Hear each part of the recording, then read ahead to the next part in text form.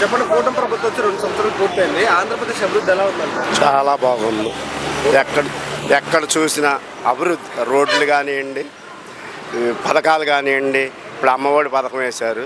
ప్రతి ఇంట్లో ఎంతమంది ఉంటే అంతమంది పథకాలు పడ్డాయి. అట్లాగే రోడ్లు కానీ, మన రాజధాని కానీ, రాజధాని అభివృద్ధి అవ్వలేదు అని వైఎస్ఆర్ వాళ్ళు చెప్తున్నారు. కానీ ఒకసారి వచ్చి ఆ రాజధానిలోకి వచ్చి వాళ్ళు పరిశీలిస్తే అభివృద్ధి అవుతుందో లేదో తెలుస్తుంది.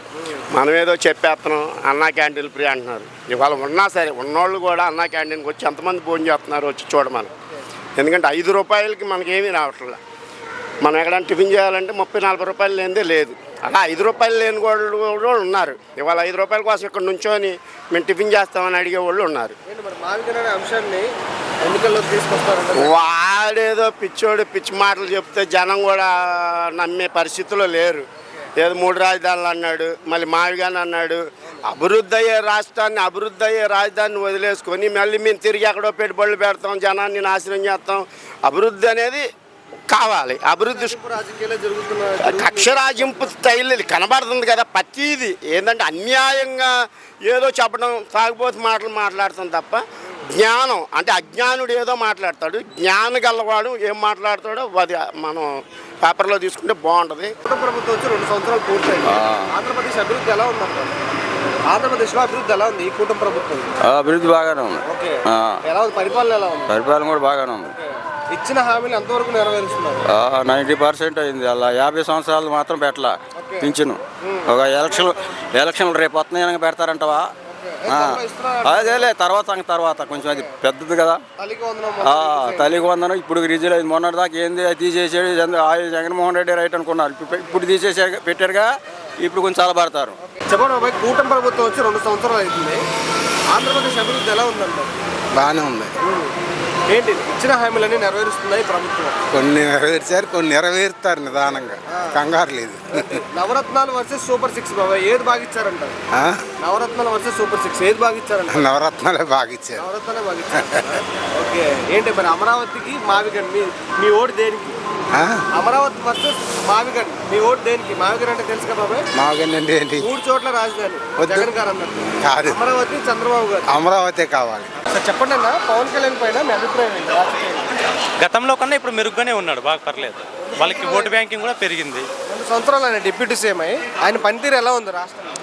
గతంలో ఉన్నటువంటి 3 డిప్యూటీ సీఎంల కన్నా ఇతను కొద్దిగా మెరుగునే ఉన్నాడు. ఇప్పుడు ఏజెన్సీ ఏరియాలో ఉన్నటువంటి గిరిజన ప్రాంతాల్లో దాదాపుగా మారుమూల ప్రాంతాలకు కూడా రోడ్డు రవాణా సౌకర్యాలు కల్పిస్తూ ఉన్నాడు. ఏదన్నా తన దగ్గరికి వెళితే జనానికి ఏదైనా సమస్య ఉందని వెలిగితే దానికి రెస్పాండ్ అవ్వగలుగుతూ ఉన్నాడు.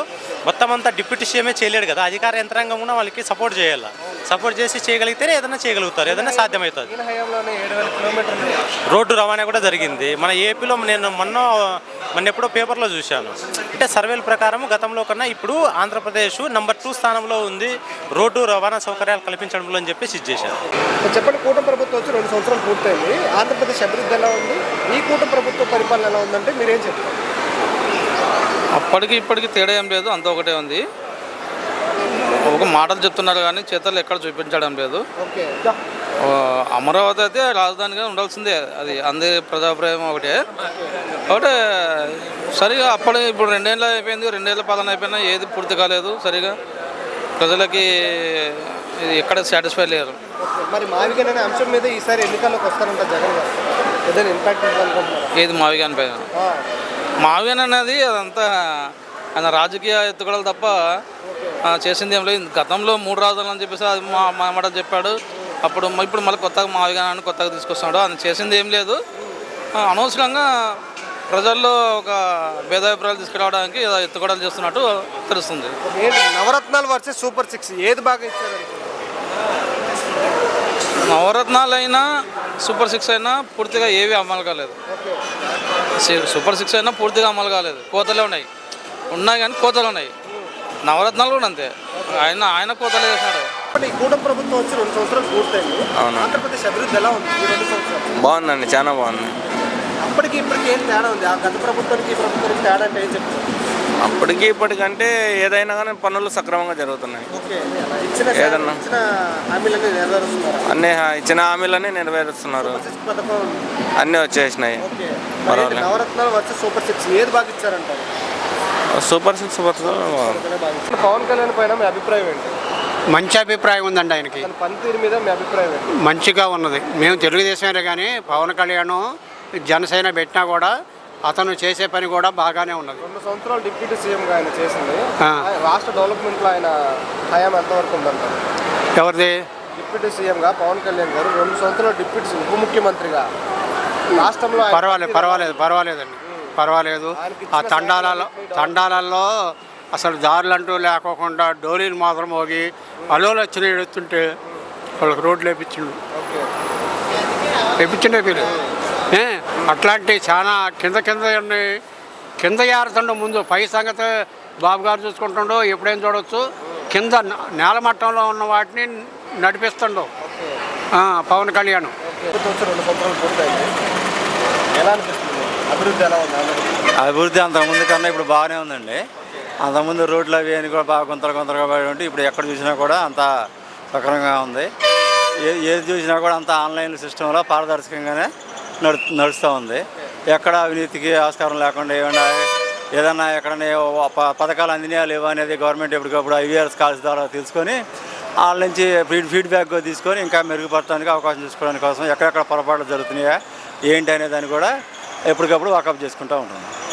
సూపర్ సిక్స్ పథకాలు అన్ని ఇస్తున్నట్టు అంటే ఇస్తున్నారండి. ఇచ్చినంత ఇప్పుడు పెన్షన్ పెంచుతామన్నారు, పెన్షన్ పెంచేశారు. అమ్మఒడి డబ్బులు, తల్లికి వందన కార్యక్రమం అని చెప్పేసి అని ఇస్తూనే ఉన్నారు. రైతు భరోసా పెంచాలంటే ఇస్తూనే ఉంటారు. ఒకటి ఆటోమేటిక్గా చేసుకుంటూ వస్తూనే ఉంటారు. పవన్ కళ్యాణ్ పైన రాజకీయంగా మీ అభిప్రాయం? ఆయనకు డిప్యూటీ సీఎం ఎక్కువ. ప్రజలు అంతే కదా. ఆయన డెవలప్మెంట్ ఎలా ఉంది? ఆయన డెవలప్మెంట్ ఇంకా ప్రజలకు ఇంకా రావాల్సినది ఇంకా దండిగింది, చేయాల్సిన దండిగింది, నేర్చుకోవాల్సిన దండిగింది. జగన్ రానివ్వను మళ్ళీ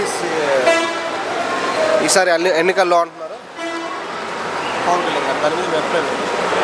జగన్ సార్ అంటే ఈయన ఇప్పుడు పవన్ కళ్యాణ్ గారు ప్రజలలోకి పోయి ఈ కూటమి ప్రభుత్వం చేసినటువంటి అభివృద్ధి పనులు కానీ మళ్ళీ మనం ఏం పనులు అయితే చేస్తామో అవన్నీ చెప్పాలా ప్రజల దగ్గర ప్రజలకు నాడి పట్టుకోవాలా. ఏం జరుగుతుంది, ఎక్కడ జరుగుతుంది, ఏం జరుగుతుంది, ఎక్కడ మైనస్ అవుతుంది, ఎక్కడ ప్లస్ అవుతుంది, మనం ఏం వాగ్దానాలు ఇచ్చినాం, మనం ఏం నెరవేర్చినాం, ఏం నెరవేర్చాల్సినట్టు ఎన్ని నెరవేర్చినాం, ఇవన్నీ ప్రజలకు పోవాలా. ఇప్పుడు నిరుద్యోగ వృత్తి చెప్పినా ఫర్ ఎగ్జాంపుల్ చేయలే.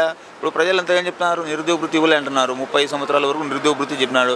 అట్లీస్ట్ నేనే అనుకున్నాను ఎగ్జాంపుల్. నాకు నిరుద్యోగ వృత్తి రాలే. అప్పట్లో 2019కి ముందు లాస్ట్ 2 నెలలు 4 నెలలు నిరుద్యోగ వృత్తి వచ్చింది. అప్పుడు సాటిస్ఫైడ్ అయినాం. చంద్రబాబు నాయుడు గారు లాస్ట్ మూమెంట్లు ఇచ్చినారు, ఈసారి ఫస్ట్ ఇస్తా అంటున్నారు కదా అని చెప్పి నేను కూడా లైక్ చేసిన, అంటే జనరల్గా. కానీ ఇవ్వలే.